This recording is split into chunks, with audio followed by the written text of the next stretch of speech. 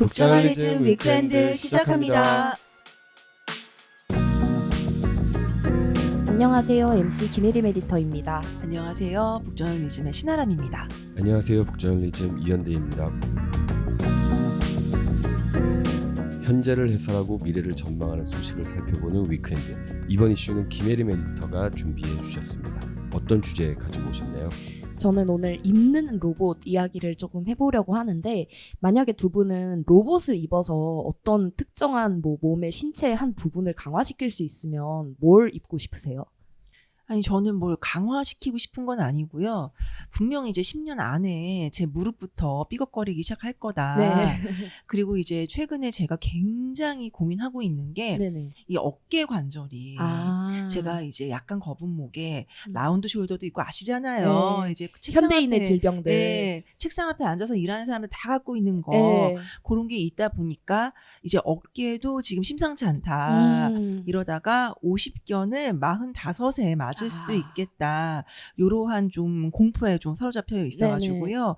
어쨌든 이제 뭐 나라에서 지원을 해주신다고 하면은 무릎 관절을 조금 보강해주는 그런 외골격 수트는 제가 좀 예쁘지 않다 하더라도 50세부터는 입을 용의가 있습니다. 그렇군요. 이현대 에디터는요? 예, 저도 비슷할 것 같은데 이제 지금 살고 있는 집 기준으로 저희 집 올라가는 길이 엄청 오르막이거든요. 달동네인데 거기 올라갈 때마다 엄청 진이 빠져서 만약에 이제 그 구간에 사용할 수 있는 아주 간단한 뭐 외골격 로봇이 있다면 한 번쯤 해볼 것 같은데요. 그렇군요. 저도 목 쪽에 쓰고 싶긴 해요. 뭔가 하루 종일 컴퓨터를 보고 있으니까 그런 부분에서 쓰고 싶긴 한데, 또 최근에 재미있는 연구 하나가 발표가 됐습니다. 미국 노스캐롤라이나 주립대 연구진이 최근에 국제학술지인 네이처에 사람이 직접 착용하고 걷는 실험을 거치지 않고도 외골격 로봇을 개발하는 데 성공했다고 발표했어요. 그러니까 이 외골격 로봇이라는 게 뭐냐면, 곤충은 그 뼈가 바깥에 있잖아요. 그런 것처럼 이제 사람의 몸에 이제 외골격으로 장착을 해서 움직임을 강화하는 그런 장치를 외골격 로봇이라고 합니다. 예, 근데 이게 사실 뭐 몇 년 전부터 가끔씩 이런 뭐 화제가 되는 기사들이 많이 나왔었던 것 같아요. 뭐 굉장히 우락부락한 모습의 그런 이제 외골격 로봇들을 기사를 통해서 본 것 같은데 이게 뭐 뭐랄까요, 좀 자주 듣던 소식이라서 그렇게 새로운 것 같지는 않은데 뭐 이번 연구가 특이한 점이 있다면 뭔가요? 이번 연구가 성과를 낸 게 하나 있어요. 바로 그 입는 로봇이 시뮬레이션으로 동작을 학습해서 보행하는 능력을 단기간에 갖췄다는 점인데요. 이전에는 사용자가 직접 로봇을 착용하고 움직여서 동작 데이터를 충분히 확보하고 이거를 분석해서 입는 로봇을 제어하는 데 적용하는 방식이었기 때문에 개발하고 또 내 몸에 정말 편안하게 적응을 하는데 시간이 좀 오래 걸렸어요. 그리고 또 사용자가 바뀌면 이 움직임이 사람마다 조금씩 다르니까 그에 맞춰서 대대적인 보정 작업이 필요하다는 단점이 있었거든요. 예, 그 학습 과정을 엄청나게 개선한 것 같은데 이 문제를 어떤 방식으로 해결을 한 건가요? 네, 사실 요즘에 어떤 많은 문제를 해결하는 그 도구인 바로 인공지능을 이제 사용을 한 건데요. 연구진이 모션 캡처라고 하죠. 동작 인식 기술로 확보한 신체 활동 데이터로 입는 로봇을 학습시킨 거예요. 그래서 사람이 직접 착용하고 작동하는 방식으로는 수백만 번의 움직임을 한 번에 입력시키는 게 사실 굉장히 어려운 일인데 인공지능으로 이 학습을 되게 단기간에 가능케 한 거죠. 그래서 AI가 접목된 입는 로봇이라고 표현을 할 수 있을 텐데 이 로봇이 사용자의 움직임을 되게 재빠르게 감지하고 그에 맞게 최적의 동작을 구현하는 겁니다. 그래서 이거를 이제 착용했을 때 효율이 그럼 얼마나 올라가냐를 실제로 살펴봤더니요. 일반인보다 걷기가 무려 24% 그리고 계단 오르기가 15% 높았다고 밝혔어요.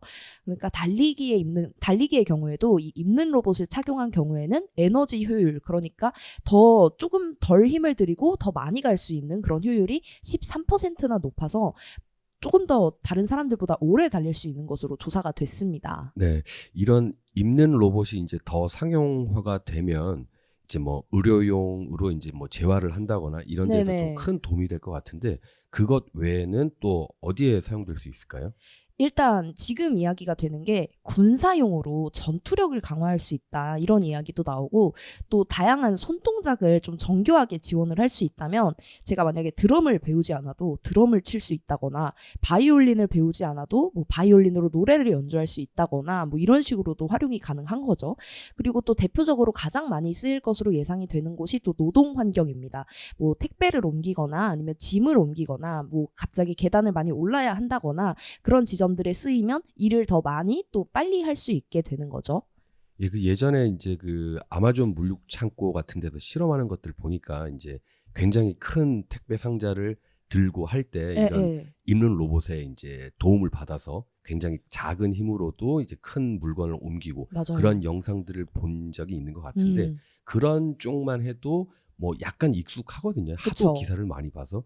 그런데 이제 뭐 스포츠나 음악이나 예. 이런 좀 예능 쪽, 네. 예술 쪽 이런 쪽에도 입는 로봇을 활용할 수 있다라는 거는 굉장히 좀 신선한 것 같아요. 맞아요. 그렇게 되면 정말 뭐 조기 축구에서 이 외골격 수트를 입고 막 손흥민, 메시처럼 축구를 하는 장면까지 상상을 해볼 수 있을 텐데 이 AI가 가상 학습을 통해서 만약에 우리가 뭐 바이올린을 이제 좀 학습시킨다고 하면 정말 능력 있는 바이올리니스트가 와서 이제 이 로봇을 학습시켰어야 됐잖아요. 그렇죠.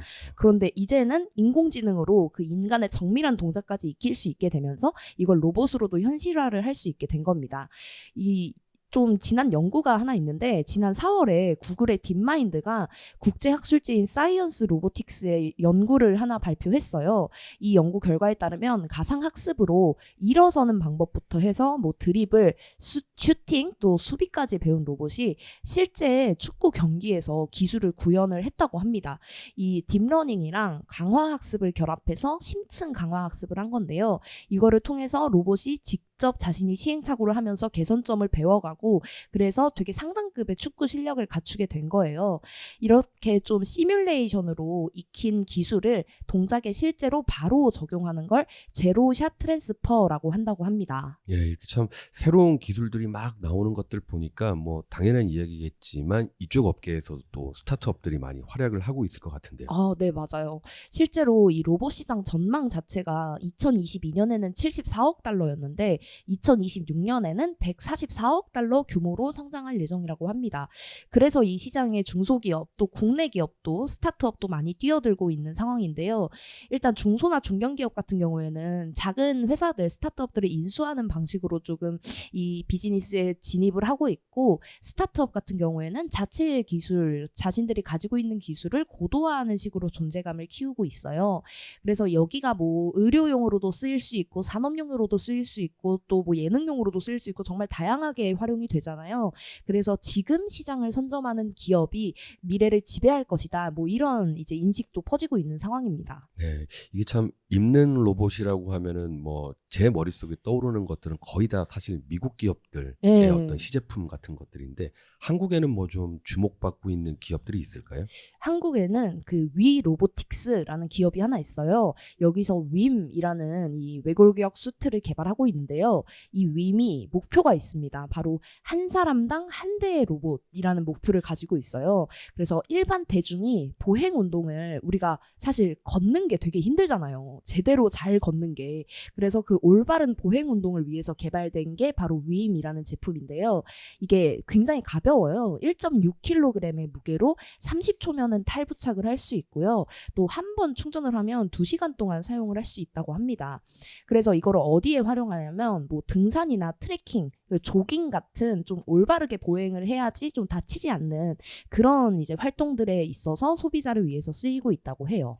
이게 이제 얼마 전에 이제 국내 언론사 어떤 기자분이 유튜브 컨텐츠로 이제 방금 말씀하신 그 굉장히 가벼운 네네. 그 입는 로봇을 착용을 하고 아마 등산인지 트레킹인지를 하시는 영상을 그 언론사 영상을 본 적이 있는데 우선은 첫 번째로는 굉장히 신기한 생각이 들었고 네네. 두 번째로는 난 저거 좀 저렇게까지 해야 등산을 되나? 해야 할까 뭐 에베레스트 올라가려고 하는 것은 이해가 되는데 네네. 동네 뒷산 수준의 운동하러 가는 건데 약간 저는 솔직히 거부감이 좀 먼저 들었거든요. 그래서 일반 대중이 이런 제품을 사용을 할 수 있을지 네. 좀 심리적으로요. 그게 좀 궁금하더라고요. 아니, 저는 한편으로는 그런 생각도 들었어요. 제가 요즘에 이사를 가려고 집을 알아보는데 산 쪽에 살고 싶은 거예요.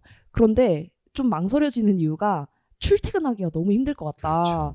그래서 그럴 때 외골격 수트로 뭐 이렇게 산을 타면서 출퇴근을 하면 괜찮지 않을까라는 생각도 들었는데 실제로 이 위 로보틱스가 그런 생각들이 들잖아요. 이게 실제로 체험해보지 않은 이상 얼마나 좋은지 또 얼마나 나에게 도움을 줄지가 잘 예상이 안 되니까 아예 하이킹 데이를 개최를 하기도 했습니다. 그래서 아웃도어 시즌을 맞아서 이 로봇의 효과를 좀 확인하고 전 국민 체험 기회를 확대하기 위해서 웨어러블 로봇 하이킹 데이를 개최한 거예요. 그래서 이 참가자들이 트레이너의 인솔 하에 로봇을 착용하고 2시간 30분 거리에 아차산, 용마산 코스를 등반했다고 합니다. 그래서 여기가 또 구간에 따라서 오르막 모드가 있고 내리막 모드가 있어서 그 모두를 좀 경험하면서 아, 외골격 수트가 이런 거구나, 이렇게 좀 편해지는구나, 뭐 이런 지점들을 함께 이제 경험을 했다고 해요. 예, 이게 전에 이제 아까 말씀드린 그 영상에서 나왔던 이야기인데 이게 되게 신기하더라고요. 오르막 모드에서는 뭐 그냥 아주 간단하게 말하자면 몸을 밀어 올려주는 거고 내리막 모드일 때는 밀어주면은 넘어질 수 있잖아요. 그러니까 오히려 잡아주는. 약간 당겨주는.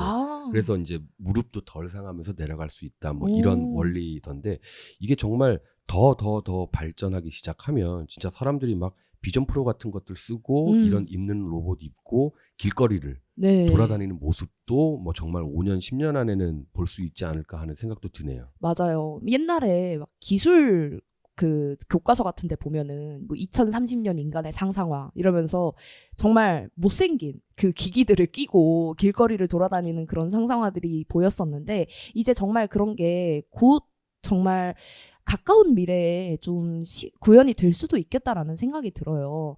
그런데 만약 비전 프로를 쓰고 막 외골격 수트를 입고 인간이 돌아다니게 되면 인간의 능력 자체가 엄청나게 향상이 되겠죠.